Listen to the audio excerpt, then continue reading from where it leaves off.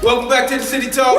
Hey y'all, it's good to have you back with us. I'm Tony J, my co-host East J, China, my uncle, your uncle, everybody, uncle L. And today we got a special guest for you guys today. All the way from Brooklyn, New York, and Tampa, Florida, Annabelle Martinez. Yes, Annabelle. Hello everyone. Cool. And so today we got a special topic. We're going to be talking about stripping away and redefining yourself. How does that work? How do you do that? And what does that mean? What it means to you? You know, we always start off with our special guest. So, Miss Annabelle, what does stripping away and redefining yourself, what does that mean to you, and how do you do it? How can someone go about or take steps to redefine themselves? Wow, that's deep, right? Big time. But one of the things that when I heard about the topic, one of the things that I've reflected on is there are so many moments in our lives that we can strip and redefine, but you have to be open and willing to know when it's time to strip and redefine. So what I mean by that is, so a couple of years ago, I'm from Brooklyn, and They like we can tell by your voice. By my accent. And there came a point in time where, we owned property and we were making really good money, but we weren't living. It was almost like we were living in a cemetery of living dead people, if that makes sense. And there was something missing. And I remember after September 11th, I remember crossing the Brooklyn Bridge and just the anxiety just creeping up and the fear of being on a bridge and all of the things that were happening in the world around that time. And I remember just closing my eyes and just praying to the point where the tears were just overflowing. And I remember saying, God, can you just put me in a place where I can love you? Where I can be surrounded by people that can show me how to love you, because I didn't know what a relationship with God was. I loved him, I had faith in him, but I didn't have a connection or a relationship with him. And then my husband said one year, we're leaving to Florida. And I was like, are you bugging? I ain't going to Florida, no way. And he's like, well, I'm leaving. And I'm taking the kids, you can come with us or you can stay. Wow. And I was like, Let me get my bags. We're looking at you back. But I knew that was a pivotal moment in my life and in my family's life. And I was humbled enough to say, God, it is your will. Yes. And so I said to him, I made it really hard for him. I said, okay, if you're putting this in my path, I need you to hook me up. So I need a good job. I need you to sell my house here in New York. I want to be surrounded by God-loving people. I want my kids to be in a good place, and I want them to go to a good school.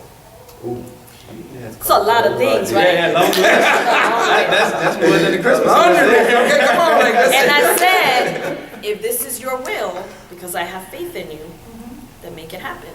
Ask and it shall be given. And slowly but surely, everything I asked for, he did. Wow. And he did it in such a beautifully orchestrated way that now in hindsight, it was almost like he gave me the sundae with the whipped cream and the cherry on top. Dessert before you ate. That's right. Because I was open and willing to accept His will, and to know that He was going to see me through.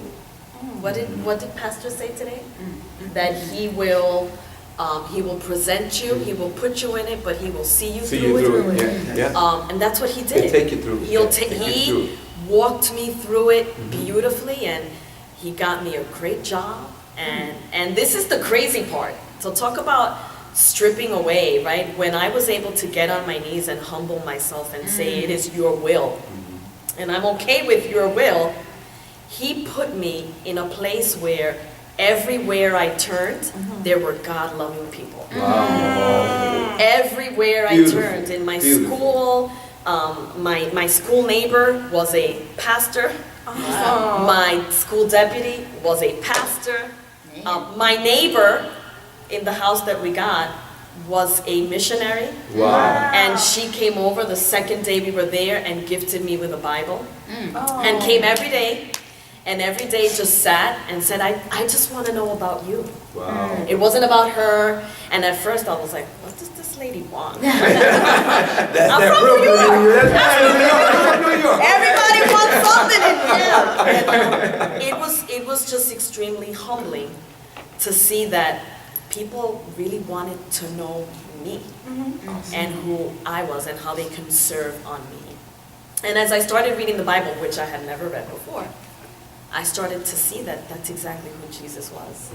Right? He served on others and forgot about Himself, and it was about everybody else. And I just started to learn that that's who I needed to be. So I needed to strip away all of my wants, all of my desires. But knowing that my desires will be accomplished, right? And that God will be able That's to. what I'm going to ask you this. Of course, you said it's about time. It was about time. Yes. Okay. And you said that in this time that when you prayed and you asked him for it, you gave Him a laundry list. Okay, I promise you. I promise you. I challenge God, but I've never challenged Him to that extent. Okay. But how did you know to do that? To just go in that arena to say, hey, look, this is what I really want. Was you really challenging Him, or you were just challenging yourself at that point? You know, from a very early age, so when I have a younger brother, and at the age of 1, he was diagnosed with leukemia. And my mother her faith literally moved mountains. They told her he's gonna die, and she said, no, that's not gonna happen. They told her he's never gonna be able to speak, and she was like, no, that's not gonna happen. He's not going to be able to walk. No, that's not going to happen. And so growing up, that was just ingrained in us, right? Like, if you have faith and you believe, it'll come to fruition if it's meant to. Yeah, gotcha. And so for me, I was just like, well, these are the things that I need. Wow. And so... Well, you asked for it. You asked for it. I promise you. I sure did. And again, just the way that He orchestrated it was just so, almost like nonchalant. Like it was just, He ordered our steps. And there's a scripture that says that the blessings of the Lord addeth no sorrow. So he just made these things just happen for you without even being sorrowful about it, not even having the stress or bug out or wig out. Because see, I promise you, moving from one state, I've moved 13 times. So you just moved from... There to once. 13 times in my career I moved. And it was, I promise you, I never knew to go asking for these things. I always knew that, hey, He's going to make a way. But asking for a laundry list like you did, bold soldier. I You go. But you know what? When my children, when we go to church and they see me crying, right? They always say, why are you crying, Mama? And I tell them, well, I'm crying because my heart is just full of gratitude, right? I mean, it is just, I was thinking about this morning, and I was thinking how when we flew out to Tampa and I got a job, we were so stressed out because we didn't have anywhere to live. And we were leaving New York in a couple of weeks. And so my husband said, you know what, that looks like a nice little community. Let's just drive in there. And we pulled in to where we originally moved to, and I was like, this is so beautiful. I would love to live here. And we went down a road and found this little house, and I'm like, what a cute little house. Got out of the car and looked through the windows, and I'm like, I could see me living there. Picked up the phone, turns out the owner is a retired teacher. Wow. And said, if she's a teacher, she can have it. And right then and there, we had a place to live. Wow. It was amazing. And There so you go. Man, that's when, amazing. to answer your question, for me, being humble and having faith is what is primary when you are stripping and redefining. Because we don't really know who we are, right? And even though we think we do, Right. we really don't, Right. right? Because only He knows who we are and what our purpose is and why we're here. And so we just have to strip, redefine, be humble, be merciful, have grace for ourselves, and know that He will always deliver. Now, You you know- said something about, with your heart overflowing with gratitude Yes. and Attitude of gratitude. exactly. Recently, we did a podcast about, cultivating the habit of being grateful. Sometimes I honestly, really, truly do believe that we have to redefine our gratefulness. Every day. Every day we have to wake up. I may not live in a house that I want to live in, but it's a roof over my head. Right. I may not have the car that I want, but it gets me from point A, B, C. It might skip, a few alphabet letters, but it gets me there.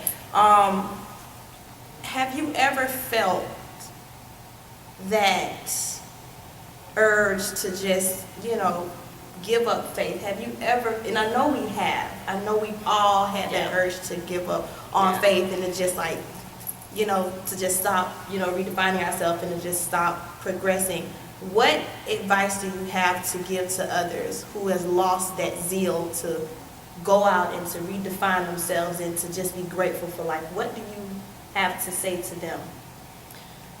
That's deep. It's a mindset, because as you were speaking, that's the first word that came to my mind, right? Everything in life is a mindset, and it's a choice. And we can choose to wake up in the morning and find one thing we're grateful for. Or we can wake up in the morning and complain about 100 things. And so it's a mindset. And, this might be too personal, but last year, my husband and I, we had a miscarriage. And in the midst of losing that pregnancy, I remember saying, okay, God, I don't know the Bible front and back, but I know how to sing and I know how to praise, and I'm going to praise until this pain goes away. There we go. And I stood there and I praised and I sang and I swayed and I did everything that I could think of, and we were okay. And people in the hospital were looking at my husband and I, and they were like, did you just hear that we just told you that you lost your pregnancy? And we were like, okay, we're okay. We're okay, we're healthy, we have life, and we have 3 beautiful children. Wow. We are okay. Wow. And so it's all a mentality, it's all a mindset and choice. And a lot of us choose because it's our crutch, and it's easier to carry a negative crutch every day, because having a positive mindset means doing work. Yep, there you go. Carry a negative question instead of just walking in faith. Yeah, Wow. because that requires work, Yes. and people don't want to work. And it's what Pastor was saying, Yeah. right? People just want all of the benefits of the kingdom of God, but they don't want to do the work. I don't want to do the work. And so it's a mindset, it's choice. Wow. And we just have to choose. Yes. Man, that is some amazing stuff. Yeah. Like, That yo, was what? deep. She can keep going. She can keep going. Why we up here? Look, this here like. Why we up here? She can keep going. It's been a few times where we just sitting here listening. We just like, I'm soaking it up. I promise Well, you know why? Because I think that in the world that we're living today, we all need to redefine. We do, and so many of us are just stuck on the negative, and we're stuck on like beating ourselves up, and we're not good enough. We're never gonna do this, and I just see that, and it makes me fearful because I don't want to be that. I always want to be happiness and light Absolutely. and Because love. it feels better, and Yeah. the more happiness and the more smiles and the more lightness you exude, that now will, spill over to someone else, and especially if you're around a negative person, and that's a clue to know who's negative around you. If you're always coming around and you're happy, and then you see somebody always kind of slid off in the back or go somewhere else, and you're like, oh, you're a negative person. Because you can't, there's no way light and darkness can stay in the same place at the same time. Yeah. So one has to go. And I was looking at this documentary that was just filmed a few years, it was last year, and it was saying about how this generation they're driven by negative. The next viral thing the next thing that goes viral is most time negative. Yes. They're talking about someone, or they're downing someone about their efforts to move forward or to do something. And it's most of the time it's the people who are talking those are the people that don't do anything. They just sit around wanting to find the negatives or find that one thing that they can just criticize someone on. And I'm like, man, that is crazy. That is crazy. And then when you said it's a mindset, they don't want to redefine themselves because it takes work. And I'm like, man, you know how many lazy, Yes. crazy, Yes. negative people we have, Yes. and this new generation that's coming up, man. It's Because it's not just in the new generation. It's just lazy, crazy people all around. In general. But I am general. most alarmed about this generation that's coming up too, because that's all they're seeing, and they're seeing the viral stuff, especially like my son he's 4, and he and his sister, she's 10, and so we bought her a phone recently, and it makes me nervous, but she always looking at this viral stuff, and I have to tell her, hey, no, not in the house. Put that down. Yeah. We're not looking at that. So let's go read something let's go out the door. Let's do something, because I don't want them to get fixed on that viral negative stuff and keep pouring in. And when they grow up, it takes them 10 times the rate to get it out than it should be. And it actually, and I was reading in the book, it said, what you feed most, it determines your life. So if you feed into negative, if you feed yourself negative thoughts and negative, that's all you read about, that's all you see, then 10 times out of 10, your life is going to be negative 10 years down the road. You're going to be participating in negative activities, doing, and I'm like, man, that is crazy. So if you can stop that now, while the kids are young, that gives them upper hand on the people that does not have the opportunity that there's, because let's be honest with it. A lot of parents out here aren't stopping their kids from looking at these viral videos that's negative, that's putting people down, that's tearing them down. And I just believe, to me, to redefine yourself is to redefine your family, redefine your space, redefine your mindset and your thinking. Make sure that if you have a family, make sure your kids is watching something positive. Make sure they're around positive people. One thing you said when you moved down, you put on your list, you wanted to be around God-fearing people. Yes. You wanted to be around positive people. So if you put that out there, and if you intentionally put yourself around positive people, then your kids are going to pick up on that. Yes. And then they're going to follow the same path that you follow. And that's what redefining yourself means to me. Wow. Okay. Isha. Give us the homework, girl. Give us the homework. I see you sitting there like, ooh, I got some homework for y'all, okay? Well, first and foremost, you got to be humble enough to know, you need to start stripping some stuff away. And it's the new year. Everybody has New Year's resolutions. Okay. All right. But then you set that New Year's resolution January 1, right? By January 3rd, the New Year's resolution is gone. You quit. You know what I'm saying? So what is it going to take within yourself to say, and get serious with you, to say, okay, today's the day I'm going to start. If my mind is negative, renew my mind daily. Okay? My attitude is negative, okay? Start thinking positive affirmations, whatever it is to get you in a positive space. Then set dates that you can meet your goals. Don't just put it out there. put a date behind it. So I want to save $5,000. Okay, I'm going to save $5,000 by March the 1st. And then work towards that goal. So what you have to do is, like you say, you have to sit down. This is homework. Go to the mirror first of all Come on, and where you look going at at? yourself. Where you going at? You gotta go to the mirror. Go where? Look To the mirror. And Okay. you have to examine yourself, and you have to kind of put things into perspective and say, okay, this is what I want to be, but this is where I am now. What do I need to strip away in order to get from point A to C? And whatever that is, if it's hard, pray about it. Say, God, give me the strength. Help me. So that way I can move. If I'm at A, it ain't a word, but I'm going to just put it out there. If I'm at A and I'm trying to get to B for next month, but I know it's hard, okay, Lord, I'm at A, but let me inch on over. Maybe an A and a half. Yeah. Give me that A and a half. 8.5. Give me that little half so I can get there. And every little thing that you do, you have to understand, celebrate yourself. Yes. Yeah. Because if you don't celebrate yourself, you're like, oh, I ain't moving as fast as I want to move. Yes. You have to celebrate. So if I say, okay, I want to change my attitude. So I get up in the morning and I say, oh, I'm going to have a positive attitude. I'm speaking this thing to myself. And something comes up and I just kept this, shoot. When I get in the car, You are your biggest cheerleader. when I get in the hallways, I'm all child. I had me a positive attitude that, oh my God, you can't tell me nothing. You big Come on. cheerleader.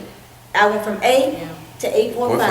8.5. There you go. 8.5. Hashtag 8.5. And when you get up the next, seriously, when you All get up right. the next morning, you work on something else that you know you need to get rid of, and that with that other 8.5 can go where to be. Yeah. So it's a process. You know, But you have to graduate. you have to celebrate yourself in the process. So that's what I want you to do. Look in the mirror and say, this is what I want. These are my goals. This is when I want to meet my goals. And say, Lord, okay, let's roll. There we go. Let's roll. Strip it away. I'm taking the first step, so you meet me on the second. Yeah, there we go. And choose yourself. That's what you. That's You what have to do Yes, that. yes, yes. yourself. So you know, I want you, Annabelle, to give our closing thoughts for today. Oh. There we go. Hey. Look, everybody, come on, lean in, y'all. Lean in. Give the people something to think about. Well, one of the things that I've been researching, because one of the things I've chosen to do this year is to choose myself. And in reading different books and listening to different audios, one of the things that keeps on popping up is where you put yourself is where you put God. So if you choose yourself last, then you're choosing God last. Wow. Because we are a reflection of Him. Wow. And so none of this stuff, right? The putting yourself in the right environment, the looking at yourself in the mirror, the humbling, none of this could happen if you're not choosing yourself first. Because in choosing yourself first, then you can begin to look at yourself in the mirror and say, what do I need? How can I love myself the way God loves me? And understanding that we're worthy of it. Yeah. Right. And we're worthy of it. And then once we choose ourselves and we know we're worthy, then everything else will just fall into place, because that's what faith is, and that's the love that He has for Wow. us. Yeah. Well, there you have it, folks. Everything you need to know to redefine yourself. Redefine yourself. Yeah. Get on together. Come on, you might as well do it. You might as well. Why not? What's Why stopping not? you? What you got to lose? What's What stopping you you? have to lose? And do it now. Yeah, Do it now. now. Now. Don't put it off. Before the time ends and your entire life has gone. Each and every one of us has a special gift. And if we don't use it now, when we die, we take it with us. And no one in the world will ever experience that gift because you've taken it with you. Sleeping in the grave. Self. Yes. Yes. All right. All Thank you for right. tuning into the City Talk, folks. Yeah. Remember See you next time. Like, share, and subscribe. Like us on Facebook at The City Talk. There we go. Instagram, The City Talk 18. YouTube, The City Talk. Well, that's why y'all have. That's why y'all here. Okay. I'm just here to host it. Y'all tell the people what to do. Subscribe. You jumping. Go ahead. Hey. Subscribe, folks. There we go. All right, guys.